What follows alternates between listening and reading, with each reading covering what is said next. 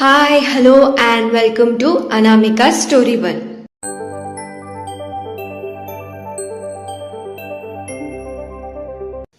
ఇవాళ మనం వినబోయే కథ మీరా, చాప్టర్ 91. ఆలస్యం చేయకుండా కథలోకి వెళ్ళిపోదాం. రోషన్ వాళ్ళ అమ్మ చెవి దగ్గర మెల్లిగా, అమ్మ ఇప్పుడు నువ్వు ఏమీ అనకు, ఈ సంగతి పంచాయతీలో తేలనివ్వు, అలా అలా ఈ వార్త పెళ్ళి వాళ్ళకు కూడా పోతుంది కదా, అప్పుడు వాళ్ళే ఈ పెళ్ళిని ఆపేస్తారు, మన చేతికి మట్ట అంటకుండా పని అయిపోతుందమ్మా అని సలహా ఇచ్చాడు రోషన్. ఇది వినగానే అవును కదా అని సూరమ్మత్తని చూస్తూ, నన్ను కూరలో ఆకులాగా తీసి పరేసింది కదా, కానీ అనుమానం అనే చెట్టుని అంత తేలిగ్గా తీయలేం కదా, ఇదే చేద్దాం అని తనలో తానే ఆనందపడిపోయింది రాజీ. సీతాలక్ష్మి ముందుకు వచ్చి, కానీ పిన్ని నాకు భయం వేస్తుంది, వాళ్ళందరూ మీరాని చూసే పిచ్చి అని ఇంకోసారి అంటే నేను తట్టుకోలేను పిన్ని అని అంటూనే తన కళ్ళల్లో గిర్రున నీళ్లు తిరిగేశాయి. ఈసారి అలా ఏం జరగదత్తయ్యా, నేనున్నాను కదా అని అన్నాడు గౌతమ్ ముందుకు వచ్చి. గౌతమ్ అలా మీరా కోసం ముందుకు రావడం సూరమ్మత్తకి చాలా నచ్చింది. గర్వంగా గౌతమ్ వైపు చూసింది సూరమ్మత్త.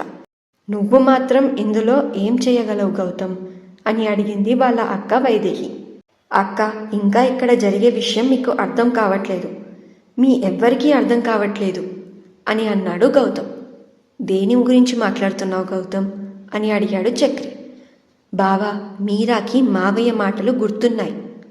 ఎప్పుడు భయం తప్ప ఇంకేమి తెలియని మీరాకి ఎప్పుడో చెప్పిన వాళ్ళ తాతయ్య మాటలు గుర్తున్నాయి అంటే తను తన లైఫ్లో జరిగిన ఆ ఒక్క సంఘటన నుంచి బయటపడింది అని అర్థం.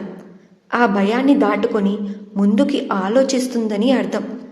మీరు కంగారు పడకండి, మీరా ఇప్పుడు ఎవరిని చూసినా భయపడదు, తనలో ఒక రకమైన కాన్ఫిడెన్స్ ఇవాళ నేను చూశాను అని ఇందాక మీరాలో గమనించిన మార్పు గురించి చెప్పాడు గౌతమ్.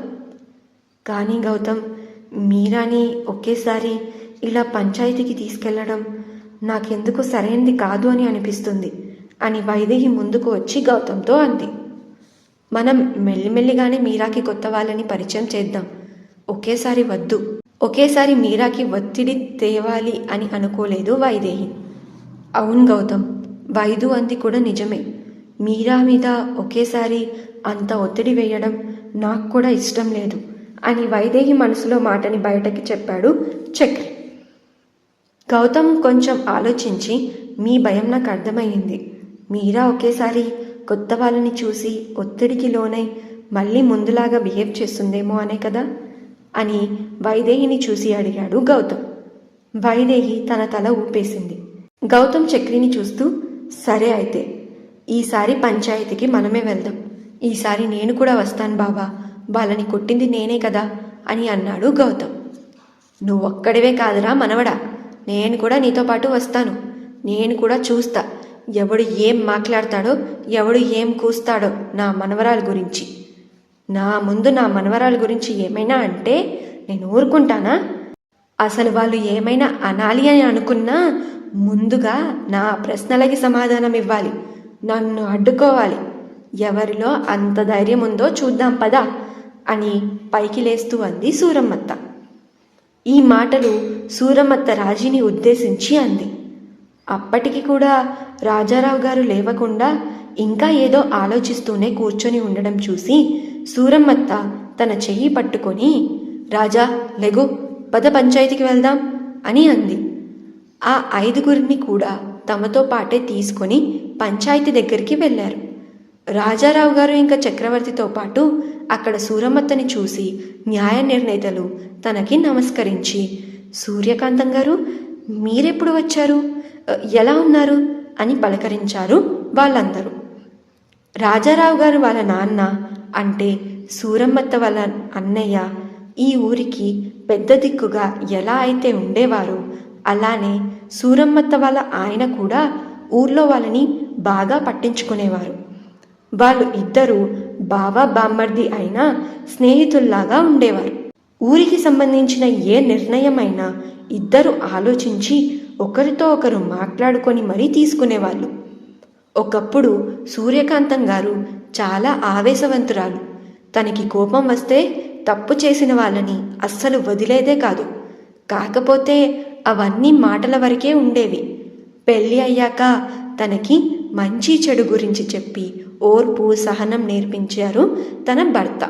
కొన్నాళ్ళ వరకు వాళ్ళు కూడా రామాపురంలోనే ఉండేవాళ్ళు. కానీ ఒక చిన్న కుటుంబ కలహాల వల్ల ఆస్తి పంపకాలు జరిగి సూర్యకాంతం వాళ్ళ ఆయనకు పక్క ఊర్లో ఉన్న పొలం ఇచ్చారు వాళ్ళ కుటుంబ సభ్యులు. దాంతో వాళ్ళు అక్కడికి వెళ్ళవలసి వచ్చింది. చేసేదేమీ లేక రాజారావు గారి వాళ్ళ నాన్న కూడా వాళ్ళని అడ్డుకోలేదు. ఆయన ప్రతి వారం చెల్లిని బావని కలవడానికి అక్కడికి వెళ్ళేవారు. వాళ్ళిద్దరూ కలిసి లేకపోయినా ఊరు విషయాలు ఖచ్చితంగా ఇద్దరికి తెలిసేవి. ఊర్లో వాళ్ళకి కూడా సూర్యకాంతం గారు అన్న ఆవిడ భర్త అన్న చాలా గౌరవం ఉండేది. ఇప్పటికీ కూడా ఉంది. అందుకే సూరమ్మత్తని అక్కడ చూడగానే న్యాయ నిర్ణేతలు కూడా తనకి సగౌరవంగా నమస్కరించారు. నిన్నే వచ్చాను కానీ అస్సలు బాలేను అని సమాధానం ఇచ్చింది సూరమ్మత్త. మరి సమస్య విని న్యాయ నిర్ణేతలు ఏం పరిష్కారం ఇస్తారంటారు? తెలుసుకుందాం నెక్స్ట్ అప్డేట్స్లో. వింటూనే ఉండండి మీరా, మీ అనామిక స్టోరీ వరల్డ్లో మీ అనామికతో. మీకు కనుక ఈ స్టోరీ నచ్చితే ఈ వీడియోకి ఒక లైక్, అలాగే ఈ వీడియోని మీ ఫ్రెండ్స్ అండ్ ఫ్యామిలీలో షేర్ చేయండి. అలాగే ఈ స్టోరీలో మీకు ఏం నచ్చిందో కింద కమెంట్ సెక్షన్లో మెన్షన్ చేయండి. మరిన్ని అప్డేట్స్ కోసం ఛానల్ని సబ్స్క్రైబ్ చేసుకొని బెల్ ఐకాన్ కూడా క్లిక్ చేసేయండి. ఈ స్టోరీని మీరు పూర్తిగా చదవాలి అనుకుంటే డిస్క్రిప్షన్లో లింక్ ఉంది. లింక్ క్లిక్ చేసి ఈ స్టోరీని పూర్తిగా చదివేయండి. Thank you so much for listening. Bye bye.